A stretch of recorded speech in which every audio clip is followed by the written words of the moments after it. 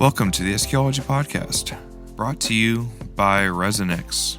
We've said before, but make sure to check out ResonixSoundSolutions.com, especially under the Resources tab. There's a ton of information there for pretty much anything regarding sound editor to tuning to all kinds of stuff. So make sure to check that out. And I know Nick has a lot of stuff coming over the next month, so keep tabs on that. Today we're going to share a couple of the interviews we did from the SQ finals in Alabama. One with Chris Pearce, who is a new competitor. This is his first time out at finals. And the other one with Gerald Costa, who has been around a while, but we haven't always seen the lanes, so it's good catching up with him. So without further ado, we'll get into it. All right, we're here with Chris Pearce from Ohio. Welcome, Chris. Morning.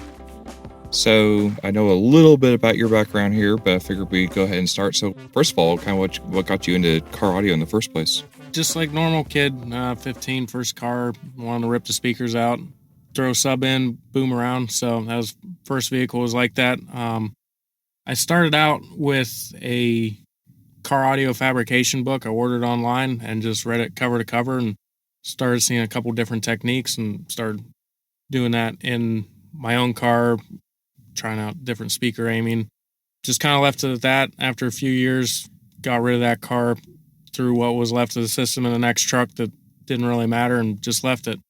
So when I got another car, I just started down the researching and seeing stuff on forums, mostly like DIY mobile audio, Facebook groups, and just seeing what's out there. And once I see it, kind of go after that look. So it all turned in a snowball effect from, hey, let's swap out a couple speakers to now I'm at finals in Alabama.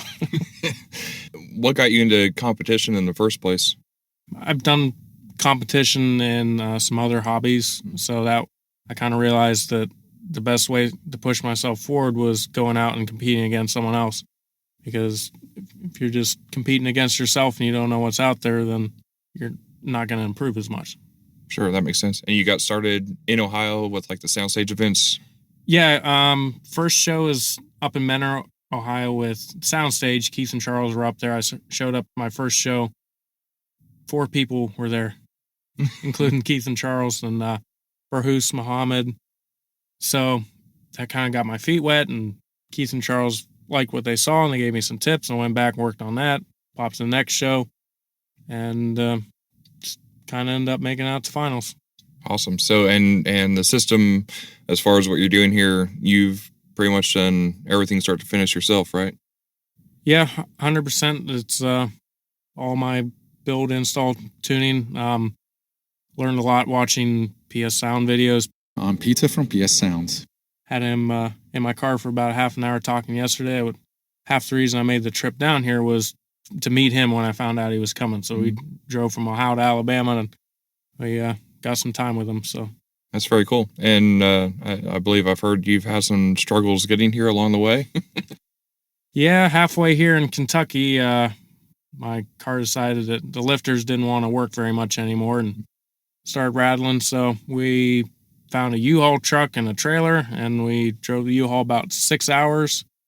We get it to parking lot to get into the building, and quarter tank fuel regulations they had, so I had to get my tank pumped down, and I believe that caused my fuel pump to burn up, and we end up having to push the vehicle up the loading ramp with about 5 guys, and we got it into the first spot by the loading ramp and parked it and called it a day. So we're going to be working on getting this back onto a trailer and back to Ohio.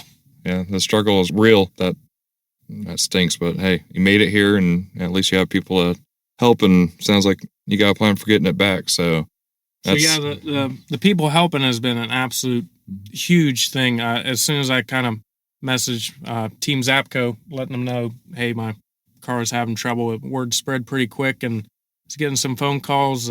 Scott and Casey Hall back in Ohio, they couldn't make it this year, but I think they did a bunch of behind-the-scenes stuff real quick, and they pulled together and entered me into EMA finals, MASQ finals. I just didn't enter them this year, and I got to here, and they said it's all taken care of. The judges will be around soon. John Centers, he's from close to me in Ohio. We've been to some of his shows, and he may borrow his truck for the night to get to my hotel room. Just say, hey, take my truck. Here's my keys. We'll see you in the morning. So the overall everybody helping in the kind of community. I mean, you get 5 guys to get away from their car to come push your car up a loading ramp into the building. I didn't ask that. They said, hey, you can't get in the building. We'll push your car. And I'm like, no, you guys don't know. We got 5 guys that push my car right in the building. That's awesome. Well, it's really cool to see that you've been able to move into the center of the community and really have that around you, because, you know, it's harder when there's a lot of people, a lot going on, everything else, and sometimes, you know, stories like yours kind of get lost in the shuffle. So it's really cool that you've been able to progress like this and kind of get yourself in the middle of it, and that's on you. I mean, you've done a great job here, and just a little bit that I've got to hear it. It sounds really great. It sounds like, I mean, you really kind of got the whole of everything. It's really come together for you. But is there anything that really you think advanced your journey and kind of accelerated things in particular, or is it, you know, just kind of bringing it all together and studying it and diving into it, or what really brought you along into the journey that really got you excited and brought your car to the next level where you felt comfortable being here?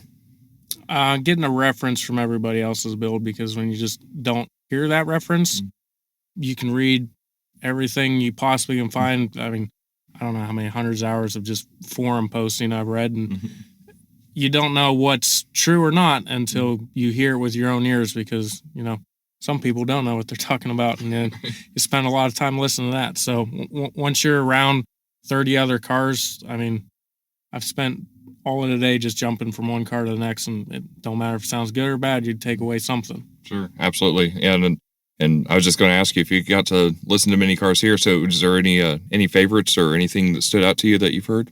I was lucky enough to get in Chris Pearce's Civic, so that's a whole experience in itself. Brian Mitchell's Caddy, playing the drum track where it makes your eyes pop out. I went back to my car and listened to it. I'm like, yep, more work to do. Right. Let's see. Some of the other high-end cars I managed to get to, and a couple other, like Natans. Brian Gill's at SVR I listened to. That was my first experience with like a full-blown extreme car, and that was just eye-opening to go from, you know, a regular car audio experience to like a listening experience. Yeah, especially from the physical aspect of it. The environment is so much different. It really puts you kind of in a different headspace and listening to things differently. Is there anything you'd like to share, anything like that you'd like to see more of in the community, or things that you think would help outreach to competitors like you who are coming into it new better than what we're doing now? Honestly, my experience in the last 6 months, I can't say anything bad about. Everybody's kind of opened their arms up and just pulled me right in. So as long as people just keep being nice and engaging with you when you see someone walk past, like they're here for a reason to look at cars, so don't keep them shut. Right. Nope, I agree completely. Well, it's awesome to have you here. Good luck. Hope everything goes well for you, and good luck on the travels back as well. Yep. Thanks. 3-dimensional.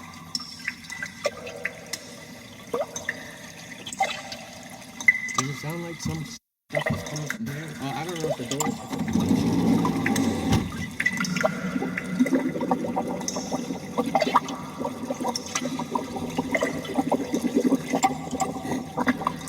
No, I couldn't park my van to get the optimal sound.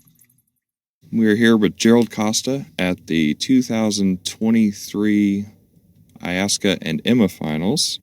And I believe the last time that we had a conversation, Gerald and I, as far as this level with the podcast and everything, was 6 years ago in 2017, probably? 18. Was it 18? Okay. But anyway, I just got done receiving what are the words you use for your demo again? For the vehicle? The transcendental immersive musical experience. Basically, I kind of sort of created surround sound with just only 2 channels. And it has amazing holographic imaging as well as insane instrument separation. So I basically got rid of crosstalk and pull out of the recording details that are usually masked. This is kind of a rabbit hole, right? From where you were, where this vehicle was when I first heard it, which was probably 6 years ago, And I mean, it was pretty cool then, but I don't think you have the center seat. You know, obviously right now I'm in the vehicle, I'm sitting in the center of the vehicle. There's a giant screen that falls down. You know, you got ribbon tweeters, large format mid-range and mid-bass mid-range. I assume those are crossed over fairly high. 200? Okay, yeah. And then No, 220, I think. what are you doing for subwoofer on that? There's an 18-inch acoustic elegance running in an infinite baffle configuration. Okay. For those But who it's tunable, though, because you can open and close the roll-up door, and you can tune the system that way using the pressure. So for the people who are not seeing this vehicle or may not be familiar with it, what are we in? We're in used to be a Boston Globe newspaper delivery truck. And I actually bought it at a salvage yard for $2,000. And it was red and white and kind of falling apart. And I spent a lot of time on this stuff, restoring the van itself and then installing the sound system, which is about 11 years of project I started at. I mean, there's sound treatments, deadening, there's just a lot of time, money, and effort and energy. This is basically my artwork. Okay. So what got you into audio in the first place, and then what got you doing things at a rather insane level like this? At a young age, I always loved music. Was my turn to go to de-stress. I didn't do drink or do drugs or anything like that. So, but I had a sound system in a little car, and I used to drive in it and listen to music the whole way. A couple hours of driving, I get home. And instead of climbing up the stairs and going in the house, there was a cool song on the radio in the middle of it. I didn't want to shut it off. So ended up listening to music for 20 minutes and sitting in my car not wanting to go upstairs because the music sounded so good. So that was back when I was in my 20s or 30s. So I was 92. I don't want to do the math. But anyway, so I wanted to try to recreate that again. And then all of a sudden it just snowballed into making the world's most highly resolving, accurate system that's ever been heard. When you say that you've eliminated crosstalk on things like that, how did you go about that? What's your... Well, it's a combination of the room itself and the treatments and the reflections, getting rid of the right reflections and leaving some reflections by treating... Well, you then you tune the system and the room as one, and you use, the secret to this whole system, I was trying to tune it for over 10,000 hours, trying to play with different DSP. Well, first I wanted to do it all analog, and I had EQTs and refused to go digital. But then Clifton sold me the first DSP I ever used, and I fell in love with DSPs after that because it made much more accurate sound. So I got a bunch of DSPs, and then ended up with, I used to have the ARC audio in the back, the PS8 they originally had at finals in 2018, but I also have a mini DSP 8x12 with Direct Live, and the Direct Live with a combination of the UMIC 2 microphone put in specific measured calculated distances from the listening spot yields this level of accuracy. That, and people won't believe it, they can believe it or not, the cables. I changed all new speaker wires, power cables, got rid of terminations on the back of the mid-bass enclosures. They were brass-plated steel binding posts, so I drilled a hole, brought the speaker wire in direct, and just sealed the hole up with silicone, and I cut off the gold-plated speaker wire terminals, came with the stuff, and I strip out my copper and land it bare on the terminals of the speaker. And that raised it up to another level. So every little last thing kind of matters when it comes to putting together a system like this. For sure. So is there anything that you feel that you can do from here to improve it? I mean, right now you're using, for those again who haven't seen or can't see it, you're using all AC 110 volt equipment, I assume. In the front end is 120 volt equipment. Yeah, there's an Oppo Blu-ray player, so I can play, because I have the TV screen, I wanted to be able to play movies and concerts. I have like 200 concerts on Blu-ray and DVD. So the Oppo does the multi-disc. It does HD, DVD audios, Blu-ray, everything you could possibly get. So that's what, and then I found I had an older one, a Model 95, and then when I was at 3MA Audio in Texas, they had one of these, which is the 205, the last model they made before they went out of production, which is highly sought after. But this particular one has a modified preamp section and a power supply, two bass power supply with an umbilical cord that was all fully loaded from ModRite. They modify equipment and change it over to two bass. But my next piece of equipment coming is right now I have a preamp, which is a Blue OS NAD C658 preamp, and I ordered, actually put a deposit on the Master Series 66, which is coming out the fourth quarter of this year. So that's my next upgrade. I don't know if it's going to increase the sound quality. It'll be an experiment to see. What do you think the most noticeable change you've made over the past 6 years has been? No, actually, it was Steve Head's help. Mm-hmm. This would be not achievable without help I've received from Steve Head and others. There are many others, Nick Apicella. There's a whole list of people that have helped me along my journey. So without their help, I wouldn't have been able to achieve this. The most important question I have for you, well, two, what are your thoughts on, I mean, I think this vehicle in particular is obviously an exceptional demo vehicle, and I think you get a lot out of that. How much do you value competition in that, or is this more for you a place to get together with like-minded individuals? Yeah, basically I was kind of hoping, I do electrical work and I have some health issues that makes it difficult to do a hard, strenuous physical labor. So I was hoping somehow I could make a living giving demos with this system. Mm-hmm. So that was that would be a cool thing if I could achieve it. Mm-hmm. So, what was your question again? Do you enjoy the competition element of it, or is that something?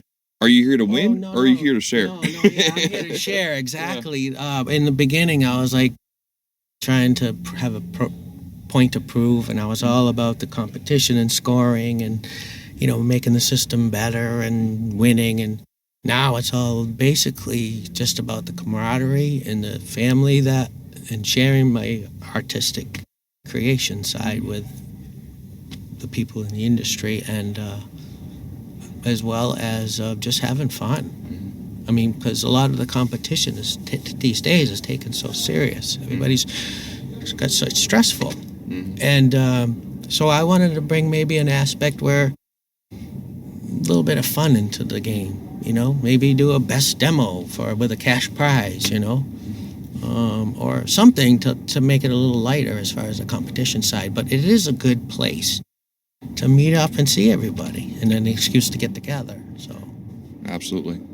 And the most important question for me is what is the most convincing piece of evidence for the flat Earth? There's no lack of curvature. There's no curvature to be found anywhere. When you look for it, the imaginary curvature doesn't exist. And that's the primary motivation on that?